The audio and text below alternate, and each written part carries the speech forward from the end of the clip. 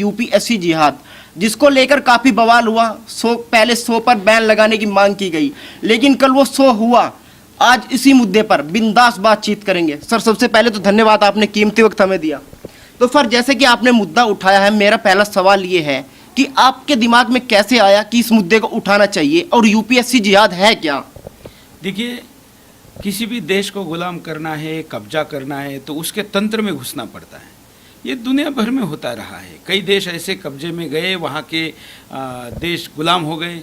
हिंदुस्तान में east India company आई थी, उन्होंने भी सारा तंत्र अपना बनाया और अपने लोग बिठाए।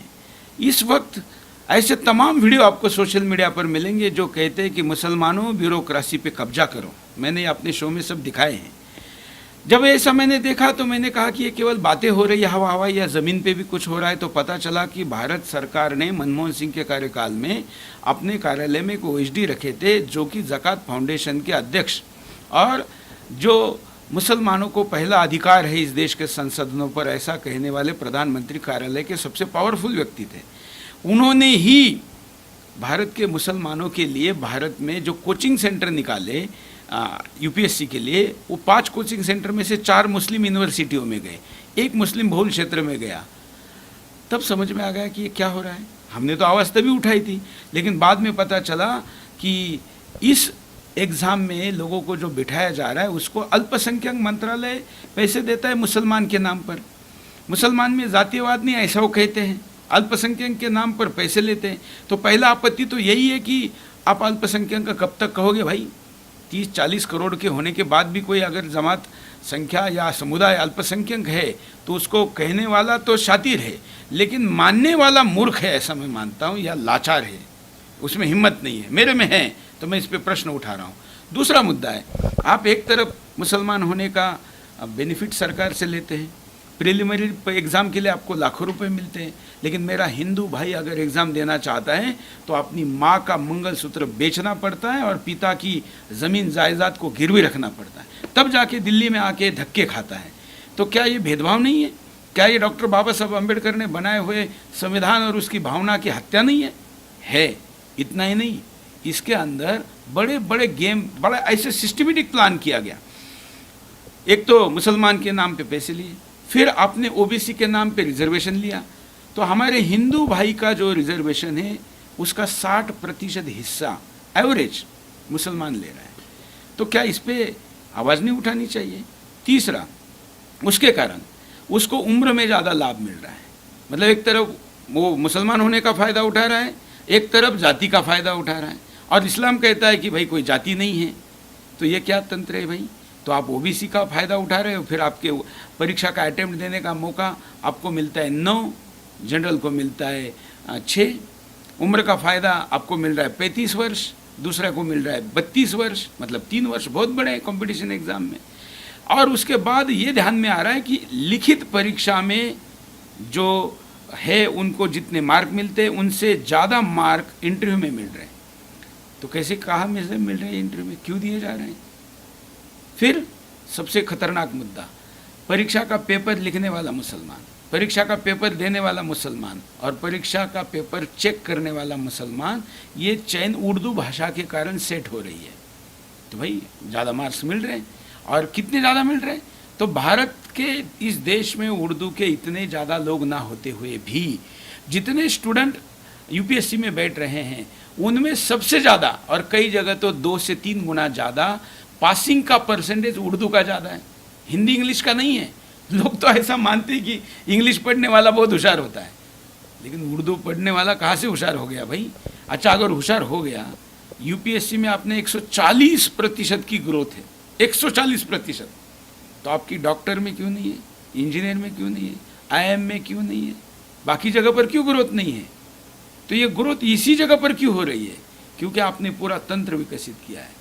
और वो तंत्र कितना खतरनाक है, खुद वो कहते हैं कि एक पुलिस स्टेशन में अगर एक मुसलमान आ जाता है तो उसका नूर बदल जाता है। सोचो कि जिलाधिकारी होगा तो क्या होगा, एसएसपी होगा तो क्या होगा। ये सब उनके वीडियो हैं। अच्छा सर, आपने देखा होगा हर कोई चाहता है कि कोई भी काम हो तो उसमें पारदर्शिता हो, लेकिन जो यूपीएससी है वो पर्दे के पीछे रहकर काम कर रहा है। ऐसे में सर क्या सोल्यूशन है कि पारदर्शिता हो जाए? देखिए, हमारे देश के प्रधानमंत्री बहुत पारदर्शिता के पक्षधर हैं और हमारी सरकार सालाना करोड़ों रुपए सूचना के अधिकार पर खर्च करती है, लेकिन उस सूचना के अधिकार में यूपीएससी नहीं आता है। चलो किसी कारण से नहीं आता, थोड़ी देर के लिए मान ले, लेकिन आप किसी के मार्क्स बढ़ा रहे हो, किसी के मार्क्स घटा रहे हो, इसको स्केलिंग कहते हो। ये स्केलिंग का फॉर्मूला क्या है, ये आप देश के सर्वोच्च न्यायालय को नहीं बता रहे। आप और मैं नागरिक छोड़िए, आप और मैं पत्रकारिता छोड़िए, देश के सर्वोच्च न्यायालय को भी वो फॉर्मूला बताने को तैयार नहीं। वो कहते हैं ये हमारी इंटेलेक्चुअल प्रॉपर्टी। इस देश के सबसे बड़े तंत्र नौकरशाही में जाने की व्यवस्था, जिस रास्ते से वो रास्ता अगर अंधियारा और भ्रम का है तो इस देश का भाग्य, सौभाग्य और भविष्य ठीक नहीं है। इसलिए उसमें इंटरव्यू बंद कर लेना चाहिए। इंटरव्यू होगा तो फेवर होगा, आज ये सरकारी कल और कोई रहेगी, तो इंटरव्यू बंद कर देना चाहिए और पूरी ट्रांसपेरेंसी सब कुछ ओपन कर देना चाहिए। अच्छा सर, आपने ये भी कहा है कि ये जो मुद्दा है ये राष्ट्रीय सुरक्षा से जुड़ा हुआ है। जो हमारे दर्शक देख रहे हैं उनको बताइए कि कैसे राष्ट्रीय सुरक्षा से जुड़ा हुआ है। ये बहुत सबसे ज़्यादा खतरनाक है। मैं किसी को 4 रोजगार ज़्यादा देने को तैयार हूँ, किसी को कुछ लाख रुपए ज़्यादा देने को तैयार हूँ, लेकिन राष्ट्रीय समझौते से मैं बिल्कुल तैयार नहीं। आपको जानकर आश्चर्य होगा, इस देश में पिछले वर्ष 40 मुसलमान यूपीएससी में चुनकर आए, उसमें से 47 उस ज़कात फाउंडेशन से आए हैं जिसका संबंध अल-कायदा, तालिबान, आईएसआईएस और पैलेस्टीन मुस्लिम मूवमेंट, हमास और कई संगठनों से। उसका खुलासा मैं आज रात करने वाला हूँ। ये सारे प्रश्न होते हुए भी आप उत्तर देने को आ नहीं रहे और आप अपने वेबसाइट पर खुलासा छाप रहे। यूके में हमारे एम्बेसी पर जिन्होंने हमला किया उनसे आर्थिक संबंध जिस मदीना ट्रस्ट के हैं उसके साथ ज़कात फाउंडेशन है। तो आप मुझे बताइए, ये राष्ट्रीय सुरक्षा का मुद्दा नहीं है क्या? और पैन इस्लामिक दुनिया भर के मुस्लिम संगठनों का जो मुस्लिम एड है या पैन इस्लामिक का जो ऑर्गेनाइजेशन है, वो अगर इस ट्रस्ट के साथ जुड़ा है तो यह आदमी कल क्या करेगा? परिणाम आपने देखा। जो फैजल चुन के आया वो अभी नोबेल किसको मांग रहा है? भारत का आईएएस नोबेल मांग रहा है पाकिस्तान के प्रधानमंत्री को। यहाँ जो सेंटर पढ़ाए जा रहे हैं ना, उसमें एक सेंटर अलीगढ़ मुस्लिम यूनिवर्सिटी में, जहाँ की दीवारों पर जिना का फोटो टांगा हुआ है। जिना के फोटो के आगे बैठकर जो आईएएस बनेगा वो भारत की अखंडता की बात करेगा। लेकिन सर एक सवाल ये भी है, आपने देखा होगा सरकारी तंत्र से लेकर विदेशी फंड से बहुत सारी ऐसी मुस्लिम संस्था है जो इसको सपोर्ट कर रही है। ऐसे में सवाल ये है कि इनको रोका कैसे जा सकता है? बिल्कुल जांच होनी चाहिए। मैं भारत सरकार से आपके द्वारा भी मांग करता हूँ कि इनकी अभी इसी वक्त पहले तो कार्यालय बैन किए जाए, लॉक किए जाए, उसके बाद इनके ट्रस्टीज़ के पासपोर्ट लिए जाए और इनको विदेश भागने से रोका जाए, इनकी एफसीआर की जांच हो और राष्ट्रीय सुरक्षा के लिए जो एनआईए है उसके पास एक केस दिया जाए। आर्थिक अपराध के लिए एनआईए के, राष्ट्रीय सुरक्षा के एनआईए के लिए दिया जाए, अब आर्थिक अपराध के लिए सीबीआई को दिया जाए, एचआरडी भी इसकी जांच करें और यूपीएससी भी इसकी जांच करें, तब हिंदुस्तान के सामने सत्य क्या है आएगा। सर अब मैंने कल भी देखा बहुत सारे लोग हैं जो मुस्लिम आपके ऑफिस में आ गए, वो कह रहे थे कि सुरेश जी जो है हिंदू मुस्लिम करते हैं, उनको कुछ काम नहीं। ऐसा आपने कौन सी जो दुखती नब्ज है उस पर हाथ रख दिया कि इन लोगों को मिर्ची लग गई? भाई उनका मानना है कि इस देश की नौकरशाही पे कब्जा करना है और मैं कब्जा नहीं करने दे रहा हूँ। इतने बड़े देश पर कब्जा करने का प्लान अगर मैं रोक रहा हूँ तो मेरा विरोध होगा ना। और मैं मानता हूँ कि मैं हिंदू मुस्लिम करता हूँ, इसलिए करता हूँ कि वो कहते हैं ना कि आप सड़क पानी बिजली की बात करो, उसके लिए बहुत चैनल है, वो करते हैं ना, लेकिन मैं जो करता हूँ और कोई नहीं करता। दूसरा, सड़क बिजली पानी की समस्या ने इस देश का विभाजन नहीं किया, इस देश का विभाजन हिंदू मुस्लिम समस्या ने किया है। इसलिए मैं उस पर फोकस कर रहा हूँ कि दोबारा विभाजन ना हो, दोबारा इस देश पे कोई कब्जा ना करे। तो मैं तो एक आर्मी का काम कर रहा हूँ ना, उसमें क्या गलत है? हाँ मैं करता हूँ, मैं स्वीकार करता हूँ। सर हमने कल आपका शो देखा, उसमें कोई ऐसा विवाद नहीं था, बल्कि आपने जो स्टेटमेंट दिखाई वो उन्हीं नेताओं की थी, ओवैसी जैसों की, लेकिन फिर भी ये लोग कोर्ट तक पहुंच गए कि शो को बंद कराएंगे। देखिए क्यों पहुंच गए, वो कहते हैं ना चोर के दाढ़ी में तिनका। इनके ध्यान में आ गया कि अरे इसने तो ऐसा मुद्दा उठाया है, और सुरेश चौहान के जो मुद्दा उठाता है वो मुद्दा अंजाम तक जाता है। आप जानते हैं, इनको पता है कि अब जनसंख्या कानून में आने वाला है तो संसद में बच्चे पैदा करके घुसने का रास्ता बंद हो जाएगा, इधर में भी रास्ता बंद हो जाएगा, तो फिर आने वाले दिनों में कैसे कब्जा करेंगे? इसलिए मेरा विरोध शो आने के पहले हुआ। आज तक दुनिया में कहीं ऐसा हुआ? मेरा शो तो सौभाग्यशाली है कि मुझे इस देश में विश्व का मैं पहला शो बन गया हूँ जिसको ऑन एयर होने के पहले बैन लगा। मैं सावरकर भक्त हूँ और सावरकर जी का पुस्तक है भारत का पहला स्वतंत्रता समर 1857, उसके ऊपर छपने के पहले बैन लगा था। मेरा शो प्रकाशित होने के पहले बैन लगा, लेकिन बैन उठा और हमने शो किया। अब हम इसको ज़मीन पर लेके जाएंगे, इसका 9-10 दिन चैनल पर दिखाएंगे, फिर ज़मीन पर उतरेंगे। भारत सरकार को यूपीएससी का रिफॉर्म करने के लिए हम आग्रह करेंगे। क्या आपको नहीं लगता कि उर्दू और इस्लामिक स्टडी को यदि सिविल सर्विस से अलग कर दिया जाए तो यह समस्या तुरंत ही समाधान हो जाएगी? देखिए, इसमें बड़ी होशियारी है। उन्होंने इस्लामिक स्टडी नाम का कोई सब्जेक्ट नहीं रखा है, लेकिन उर्दू में जब आप लिटरेचर पढ़ोगे, साहित्य पढ़ोगे, तो स्वाभाविकता उसमें छत्रपति शिवाजी महाराज थोड़ी होंगे, उसमें आपका हिंदू वांग्मय थोड़ी होगा, संत वांग्मय थोड़ी होगा, तो होगा तो वही जो आप पढ़ोगे। बड़ी चौंकाने वाली बात है, उसमें हिस्ट्री पढ़ाई जाती है और उस हिस्ट्री में उस खिलजी को क्रांतिकारी कहा गया है जिस खिलजी ने माँ पद्मावती पर बुरी नज़र डाली थी और हजारों महिलाओं ने अपने प्राणों की आहुति दी थी सती जाकर। उनका हत्यारा खिलजी वहाँ नायक है। आपको पता है यूपीएससी की हिस्ट्री में जो खिलजी नायक है ना, उसकी क्रांति क्या है सबसे बड़ी?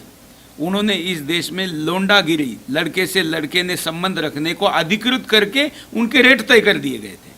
ऐसा आदमी अगर सिखाया जा रहा है तो आप कौन सा हिंदुस्तान बनाना चाह रहे हैं? शायद पहले तो मनमोहन सिंह की सरकार थी, उसको जाने दीजिए। जब से राष्ट्रवादी सरकारें आई है, आपको पता है मनमोहन सिंह जी के टाइम में केरला में एक जिले के लोगों ने आंदोलन कर दिया था कि हमारी आबादी 50% से ज़्यादा हो गई है, इसलिए यहाँ पर कलेक्टर सिर्फ मुसलमान ही होना चाहिए। तो आपको भविष्य में यह खतरा भी नजर आता है क्या? इतना ही नहीं, उन्होंने अपना झंडा बनाया, उन्होंने अपना गीत बनाया और उन्होंने अपना एजेंडा भी बनाया। जिस जिले की आप बात कर रहे हैं, खतरा नजर नहीं आ रहा है, खतरा दिख रहा है मुझे। खतरा आ चुका है।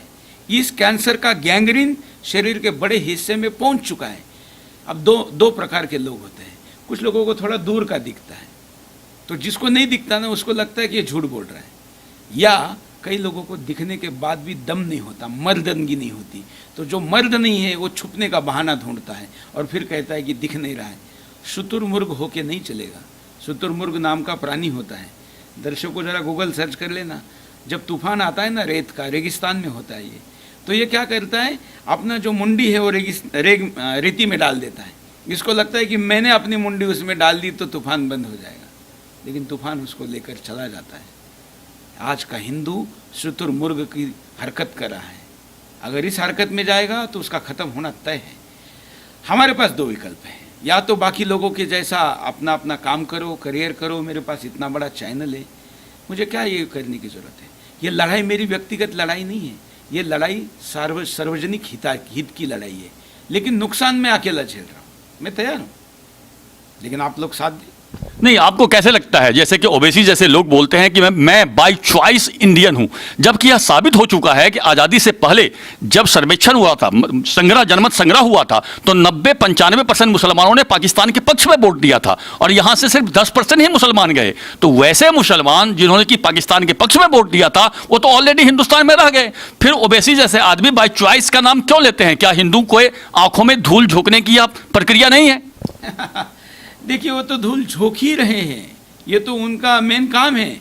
हमें क्यों नहीं दिखाई दे रहा है कि वो धूल झोंक रहे हैं? ये मुद्दा है भाई। वो तो अपना काम कर रहे हैं ना, वो तो आपने धार्मिक कहिए, उसको सामाजिक कहिए, आपको जो नाम देना है दीजिए, उसको राजनीतिक कहिए।